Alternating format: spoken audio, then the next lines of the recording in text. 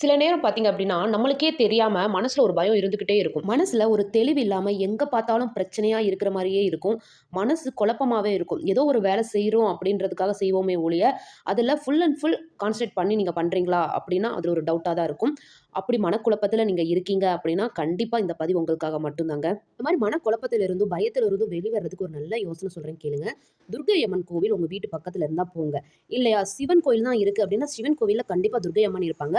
அங்க போயிட்டு ஒரே ஒரு நெய் விளக்கு ஏத்தி அம்பாள் முன்னாடி உட்காந்து, உங்களோட மனக்குறையெல்லாம் உங்களோட அம்மா கிட்ட எப்படி நீங்க சொல்லுவீங்களோ, அதே மாரி மனதார மனம் திறந்து அம்மா கிட்ட நீங்க பேசுங்க.